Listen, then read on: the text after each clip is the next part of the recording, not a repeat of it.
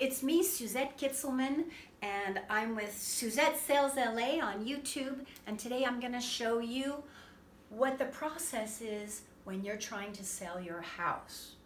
To sell your house, this is a general process. Lots of little details your realtor will help you with, but this is the general process. The first thing to do is to get your home ready. You want to make it possible so that people can see themselves in your home. That starts with decluttering as much as possible. Fix the small maintenance things that haven't been bothering you, but you need to get them fixed so that you can show the house in its best light. If you can paint, do it. That would be great because it costs a little bit of money to paint and will give you a big return on your dollars when you're selling. Brighten it up, open up the drapes, and don't block natural light. The brighter the place is, the bigger it feels, the cheerier it feels. And also consider the curb appeal, so the front yard looks good. And depersonalize your home. You want to take out the personal photographs and things like that so that other people can imagine themselves in your home. That's what you want. You want them to walk in and they can imagine how they would put their furniture and where they might put their desk or where they might be serving dinner, and imagine themselves cooking in your kitchen. To do that, there needs to be sort of a decluttered, clear, open feeling, okay? Then you're going to interview real estate agents, okay? This is very important. Talk to at least 3. That's really important. Even if you've got a family member who's a realtor, you want to talk to at least 3. Read their reviews online and then check their license with the State Department of Real Estate. Surprisingly, a lot of agents will have complaints and penalties against their license because they did something that was a little bit shady with someone. You want to check that and make sure that there are no marks against their license, no complaints against their license. If there are and you still want to talk to them, ask them to explain what happened there and pay close attention to the way they respond, okay? Now, tour your home with them, okay? Show them the whole house. On the same meeting, they will present to you their market valuation that they got using the computer and finding similar homes in the neighborhood. And you need to be realistic about this. You're not going to overprice your property, okay? That's a big mistake. Ask about what marketing they're going to do. What is their marketing plan? They're going to do it on the internet, and they're going to do it with tangible marketing. Postcards, the newspaper, all sorts of things like that. You want to ask them, will the property be listed in the multiple listing service, the MLS? You want this because full exposure will get you a higher price. If you want to keep it as a pocket listing only hurts you as a seller. It narrows down the field of people who are going to see your property, and you're not going to get that many people competing to buy your property. So you want to expose it fully, globally if possible, okay? That's very important. You also want it to be in the weekend newspaper. Your open house ads need to be in there. And this real estate agent should agree to hold your house open on the weekends. It's very important to put a sign on your property too. Unless you have a reason not to do it, an important and good reason not to do it, you should put a sign on your property. Yes and yes. Then you're going to still sitting at the same table with your real estate agent. You're going to price it well. There are 3 ways to price a property. You can price it above the market value. What's going to happen there is the property will stay on the market a very long time, several months, until somebody falls in love with it and offers to pay you a higher price. If you don't want to have people traipsing through your house and always having to clean everything up and make it just look perfect for a showing, you want to price it properly so it will sell quickly and you can move on to your next place that you've probably already picked, right? Okay. You could price it at market value, right at market value. This will probably get you an offer or 2 in the first 60 days. If you don't have an offer within the first 30 days, you've actually priced it a little bit too high. So be open to dropping the price at that time, okay? Keep your eye on the ball. The objective is to sell your house and get you the most money, but not get you so much money that you're dreaming. You don't want to do a pie in the sky dollar amount because no one will buy your house. And also all the other realtors will see that it's overpriced and they won't consider showing it to their clients.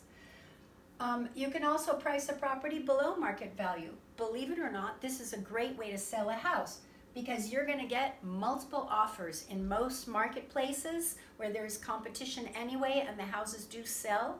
You're going to get multiple offers. In LA, we get this all the time.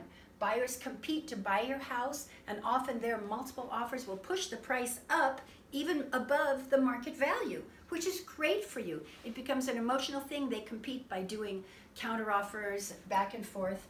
They push up the final sale price up above the value. This happens a lot. So sitting there with the real estate agent that you want to work with, you're going to sign the listing agreement. It puts that agent to work for you. Now, something that you should know is that the commission is not just paid to that agent. In LA, it's usually 5%, sometimes 6%. That commission is divided 4 ways. The commission is divided between your agent, the seller's agent, and their brokerage, and the buyer's agent, whatever agent brings the buyer's agent, and their brokerage. So basically, your agent themselves is not getting all of that commission. It's going to be spread around a bit. And as soon as they list the property, they're going to put it in the multiple listing service, put it in all the other real estate sites, and advertise it globally. And they're going to schedule the open houses with you, advertise in the paper, blast emails, do postcards, all that sort of thing. That's what you want. Somebody is going to aggressively market the property, not just put it in the MLS and pray, and put a sign in the front yard and pray. That's not going to work. You need to expose the property. You need to have people come and see it. They'll also want to do a broker's open house. The broker's open house is the one where all the real estate brokers in the area come to see it because they're previewing it for a buyer they might have.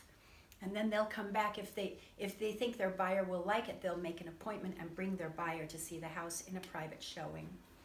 Okay, let's say you've done all this and you get an offer, okay? You're getting an offer. All the offers will come with a proof of funds. That's the proof of the down payment money in the bank account. And a letter of approval from the lender, meaning that that buyer has been previously gone through the whole loan qualification process and already been pre-approved. If you don't have those 2 things, I would suggest asking for those before you accept an offer, okay? Or before you even give a counter offer. Sometimes you can give a counter offer. Maybe they've offered a little bit less than you'd like, and you give a counter offer. You want a little bit more money, or maybe you need more time to move out because the offer is going to include a closing period of time. If they ask for to purchase the property and have it close in 30 days and you need 45 days, maybe you do a counter offer back and ask for 45 days. Maybe you ask for a little bit more money. Maybe you ask for both. Once you give that seller counter offer back to the buyer, they can respond to your offer by giving you a counter offer, or they can respond by simply accepting your offer. And you can give a counter offer back to them. Sometimes they go back and forth quite a bit. Usually it's just 1 or 2 offers and counter offers. But once you get an agreement, you're going to open escrow. The agents will open escrow, okay? And the buyer is going to, where's the agreement?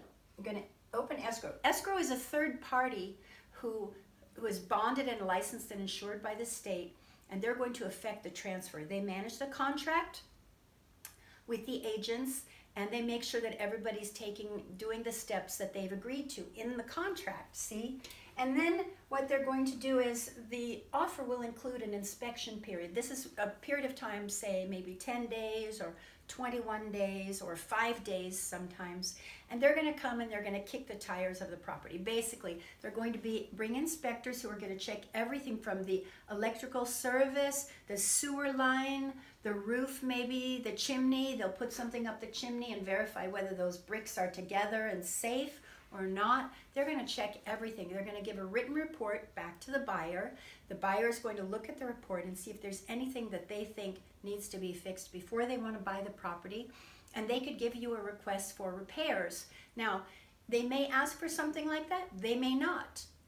And what you can do is you can either agree to give those repairs done before the close of escrow, or you could give them a credit in dollars back before the close of escrow instead, or you could also say, no, I'm not doing anything because I have another offer for more money waiting in second position. These are some details you can work out with your realtor. It happens sometimes. So once the inspection period is done, you're probably going to need a little bit more time before the financing period is done. Once the bank tells the borrower that, okay, we're ready to fund the deal, the buyer and borrower will release the contingencies, and after that, it means they can't cancel the transaction. Before that, during the inspection period, they can cancel, and if the bank says we can't fund on this property, they can also cancel it then. But you've got inspection time period and financing time period, which is a little bit longer, like 21 days or 17 days, something like that. And during that time, the buyer has every opportunity to cancel and they lose no money. But after that time, they're going to give you a written contingency removal form and sign that, and that means that they're ready to go ahead and close the deal. Maybe it takes a few more days. The lender will draw up the loan documents, the buyer signs them, the lender funds go to the escrow, and the escrow and the title company exchange your property title with the money, like this. It happens simultaneously, and at that point, you've sold your property. Congratulations. One thing I'm going to tell you now is I'm going to have an escrow officer here to explain more about how escrow works, and I'm going to have a title officer here to explain more about title. The title to your property is kind of like a pink slip to your car, but there's a registration place. It's the city, the Hall of Records, and all property is recorded. Property titles are recorded there. And the title company, their job working with escrow is to make sure that when you get title to the property, it's free and clear of any old loans, any back taxes, anybody else's claims on that property. And they insure the title to you so that you know you're the owner and you're protected as the owner. And it's a title insurance policy protecting you.